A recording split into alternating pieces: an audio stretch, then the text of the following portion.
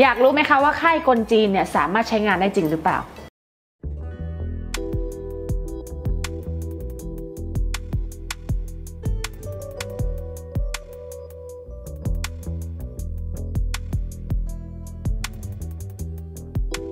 สวัสดีค่ะท็อกเซนบายอ๋อไดอารี่นะคะวันนี้เราจะมาคุยกันเรื่องค่ายกลเพราะว่าเราก็เป็นคอนิยายไงเวลากัดอ่านนิยายก็จะเห็นว่าคือส่วนมากเวลานิยายที่กัดอ่านกัดอ่านนิยายจีนเวลาที่กัดอ่านเนี่ยมันก็จะแบ่งย่อยๆนะมันก็จะมีค่ายกลมีสาระกับค่ายกลไร้สาระมีด้วยวะมีค่ายกลไร้สาระคืออะไรวะฟังนะค่ายกลมีสาระคืออะไรค่ายกลสำหรับหลอกล่อศัตรูฆ่าศัตรูค่ายกลสำหรับอะไรเงี้ยอำพรางสายตาอย่างเงี้ยค่ายกลสำหรับการตั้งผังเมืองไม่ให้แบบให้เป็นเมืองลับแลค่ายกลสำหรับการเพาะปลูกให้แบบผลผลิตงอกงามค่ายกลไร้สาระก็คือค่ายกลกันไม่ให้แบบเอากันแล้วไม่ให้ห้องข้างๆได้ยินอย่างเงี้ยแม่เจ้าจริงเหรอค่ายกลดักเสียงค่ายกลแบบว่าเอาไปวางร้านค้าแล้วให้คนแบบคนรู้สึกว่าร้านค้านี้มันบีซี่มากมันยุ่งมากมันต้องเข้ามาซื้ออะไรเงี้ยมันมีค่ายกลอะไรอย่างงี้ด้วยก็เลยอยากรู้ว่าเรื่องไหนวะเนี่ยก็เลยอยากรู้ว่าค่ายกลเนี่ยมันมีจริงๆหรอมันก็มีจริงๆแล้วม้าก็เคยเห็นมาแล้วด้วยคือต้องเล่าอย่างนี้ก็จำที่เราไปเมืองจีนได้ไหมจำได้ค่ะพระราชวังของซูซิเนเฮาค่ะอันนั้นคือค่ายกลที่ทำลายผู้ชายทีนี้ต้องบอกว่านอกจากทำลายผู้ชายเราจะเห็นเลยว่าเขาทำค่ายกลชนิดหนึ่งเพื่อให้ทุกคนเชื่อฟังเขาทีนี้เราต้องเข้าใจธรรมชาติของค่ายกลก่อนธรรมชาติของค่ายกลก็คือการบังคับธาตุทั้ง5ดินน้ำไม้ทองไฟไม่มีลมนะคะของคนจีนจะไม่มีลมเพราะว่าเขาถือว่าลมคืออยู่ทุกตัวนะคะต้องบอกว่าเข้าใจก่อนร่างกายมนุษย์มีดินน้ำลมไฟธาตุของคนกับธาตุของโลกไม่เหมือนกันธาตุของคนมี4ธาตุก็คือดินน้ำลมไฟธาตุของสิ่งอื่นๆของโลกก็จะมีดินน้ำไม้ทองไฟใช่นะคะทีนี้ก็ต้องถามว่าแล้วเอามาทำอะไรเดิมทีเนี่ยต้องบอกว่าค่ายกลทั้งหมดเนี่ยมันเกิดขึ้นจากสงครามนะเพราะว่าเวลาอย่างพวกจูกัดเหลียงหรือพวกนักพิชัยสงครามเขาก็จะวางค่ายกลเพื่อที่จะให้ศัตรูมาตกหลุมพรางนะเช่นสมัยก่อนอย่างสมมุติเราจะยิงธนูไฟถ้าเราวางค่ายกลเพื่อให้ลมมันพัดไปในทิศทางของศัตรูมันก็ดีสิมันก็จะไม่เข้าเราเพราะว่าถ้าเรายิงไฟแล้วแม่งวิ่งเข้ามาตัวเองก็ตายนะคะกับอีกการก็คือการวางค่ายกลโดยมีหลุมพรางนะคะกับอีกอันนึงก็คือการวางค่ายกลพลางตาคำว่าพลางตาเนี่ยมันก็เหมือนกับญี่ปุ่นใช้นินจาแหละก็คือใช้ตาใช้จุดบอดของลูกตาจุดบอดทำให้เรามองไม่เห็นนะคะใช่แล้วก็อีกอันนึงก็คือที่เอเชียนิยมก็คือการวางค่ายกลให้เวลาไม่เดินเช่นทำเหมือนเป็นหลุมอากาศบริเวณในเมืองเนี้ยเวลาไม่เดินทำให้เกิดมิติเชื่อมของเวลาไม่รู้สึกใช่ไหมว่าเวลามันไม่เดินแต่มันไม่เดินจริงๆหรือยังไงมันเดินคนละแบบกับเราจริงๆมันเดินแหละแต่มันเดินคนละแบบเช่นของเขา7 วันเท่ากับของเรา1 ชั่วโมงเนี้ยคือต้องเข้าใจก่อนว่าเอาที่มารู้ดีกว่าเนาะอันนี้ก็ฟังเข้ามาอีกทีนะฟังครูพูดก็คือในยุคแรกๆที่เกิดกำเนิดจักรวาลเอาจักรวาลเลยเรายังอยู่ร่วมกันหมดเลยเราไม่มีการแบ่งแยกมิติจนตอนหลังเนี่ยมีคนวางค่ายกลเพื่อให้มันเกิดมิติของเหลื่อมเวลามันก็เลยกลายเป็นว่าแยกสปีชีส์ไปเพราะว่ามันอยู่แล้วมันอยู่ด้วยกันไม่ได้มันมีปัญหามันมีคอนฟ lict แล้วมันบางสปีชีส์มันอยู่ไม่รอดเขาก็เลยแบ่งแยกเวลาเพื่อให้มันเหมาะสมกับสิ่งนั้นๆการวางค่ายกลเนี่ยมันก็จะต้องยกตัวอย่างเช่นอย่างสมมุติว่ามังกรจะอยู่กันเนี่ยค่ายกลของมังกรจะต้องมีธาตุน้ำมากกว่าเพราะเป็นมังกรน้ำคือมีธาตุไฟมากกว่าเด็กก็ไม่รอดก็คือเอาตามความเหมาะสมของผู้อยู่หรือ ใช่ ของอันนั้นซึ่ง ในสมัยก่อนเนี่ยมันใช้การวางค่ายกลอย่างเราเคยได้ยินคำว่าแมนดาร่าเนี่ยมันคือการวางค่ายกลโดยใช้อัญมณีหรือทรายจริงๆแล้วในการวางค่ายกลทุกประเภทต้องใช้สิ่งที่เป็นธรรมชาติเช่นก้อนหินใบไม้ต้นไม้ดอกไม้ต้นไม้นะคะแล้วก็ลำน้ำทานน้ำอะไรใช่แล้วก็บางอย่างเนี่ยใช้กระเบื้องต้องเป็นของที่คนมองไม่ออกว่าอันเนี้ยเอามาไว้ให้มีsomething ใช่มันขยับไม่ได้ถ้าขยับผิดจุดก็คือจบที่เขาบอกว่าวางห่วงจุ้ยโต๊ะทำงานการวางห่วงจุ้ยโต๊ะทำงานที่ถูกต้องเอาที่ถูกต้องนะก็คือการวางค่ายกลเวลาเขาวางโต๊ะเขาถึงได้ทำมาร์กไว้ว่าห้ามขยับจากจุดนี้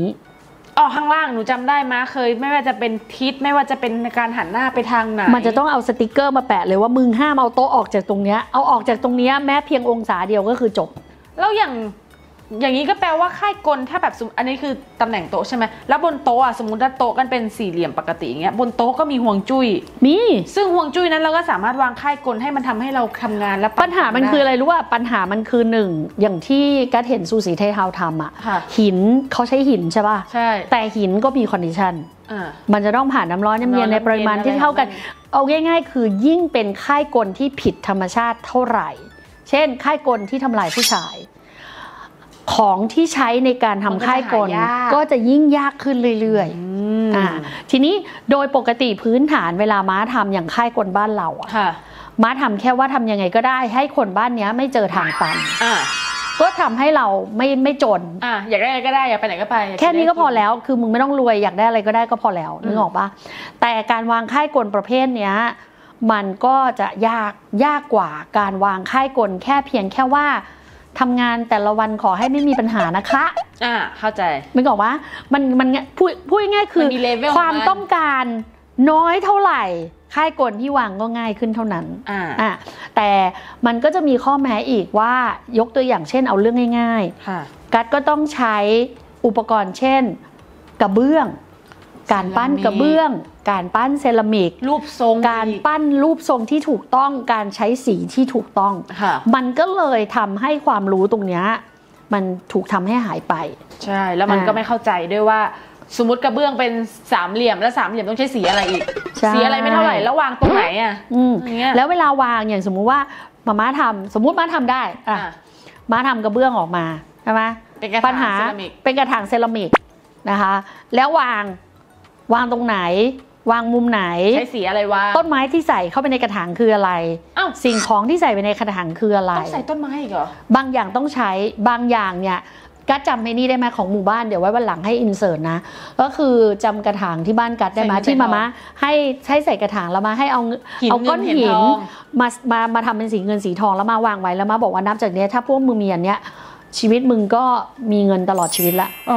ซึ่งคนส่วนใหญ่ก็แบบตอแหลมันเป็นก้อนหินอะแต่เป็นสีทองไงมันเป็นสีเงินกับสีทองถูกปะคือมันเป็นก้อนหินอะมันไม่ควรทำให้ชีวิตเราเป็นอย่างนั้นนึกออกปะแต่เพราะสีที่ถูก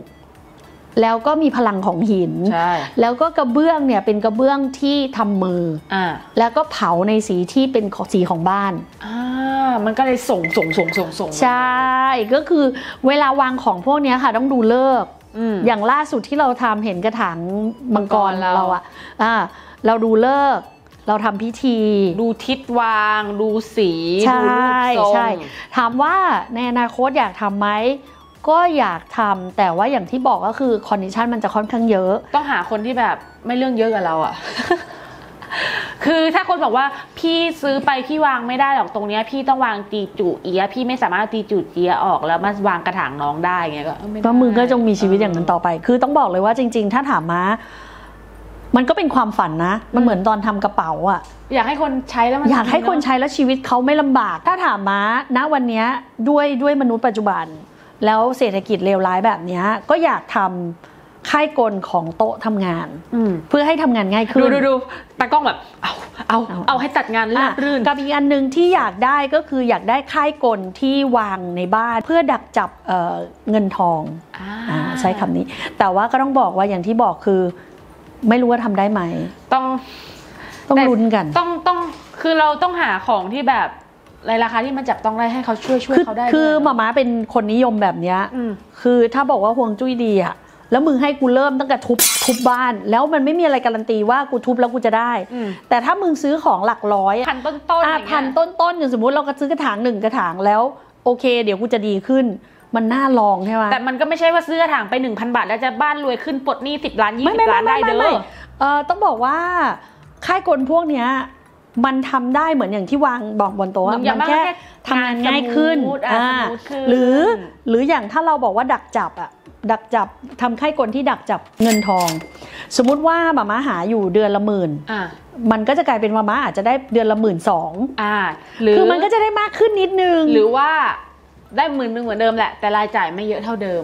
เก็บเยอะขึ้นอะไรอย่างเงี้ยแต่ว่าข้อเสียมันจะเป็นอย่างนี้เลยนะต้องวางจุดนี้ของบ้านต้องวางตรงนี้ของบ้านในวันที่เท่านี้อย่างเงี้ยมันมีคอนดิชันซึ่งเราอยากทำเพราะว่าเราทำกับบ้านเราทำกับลูกศิษย์ทำกับห่วงจุ้ยหมู่บ้านแล้วมันเห็นผลแล้วมันดีแล้วกระเบื้องที่เราสั่งทำเนี่ยก็เป็นเจ้าที่แบบมีประวัติศาสตร์มายาวนานอ่ะใช่ก็เอาเป็นว่าอย่างนี้ละกันพี่อ๋อบอกอย่างนี้ว่าลองคอมเมนต์กันดูถ้าอยากให้พี่อ๋อทำตัวนี้ก็ลองคอมเมนต์กันดูถ้ามีคนคอมเมนต์เยอะๆก็อาจจะลงทุนไปขอเท่าฮงไถว่าช่วยทำให้หน่อยเพราะว่าจริงๆอย่างที่พี่อ๋อบอกค่ะตอนนี้พี่อ๋อก็ให้เขาทำอย่างล่าสุดเราไปไหว้พระกันอ่ะก็ขอเท่าฮงไถว่าช่วยทำให้หน่อยนะคะอย่างเช่นเรามีหมูเห็นป่ะเรามีหมูมีเต่าอะไรเงี้ยคือเราขอเท่าฮงไถทำให้ได้แต่ว่าอย่างที่บอกอะคือพี่อ๋อก็ทำให้แค่เฉพาะคนของเราเนาะใช่แต่ว่าอันเนี้ยไม่ใช่แค่ว่าซื้อหมูซื้อเต่าแล้วดีกับทุกบ้านนะเราดูสีให้ด้วยใช่แต่ว่าซื้อหมูเสียอย่างที่บอกอะค่ะการทำค่ายกลพวกนี้ก็ยุ่งยากแล้วก็มีคอนดิชันแล้วก็ต้องได้รับความร่วมมือจากเจ้าของบ้านด้วยใช่นะคะดังนั้นเนี่ยก็ลองคอมเมนต์กันดูค่ะถ้าอยากให้ทำก็ลองคอมเมนต์ดูค่ะ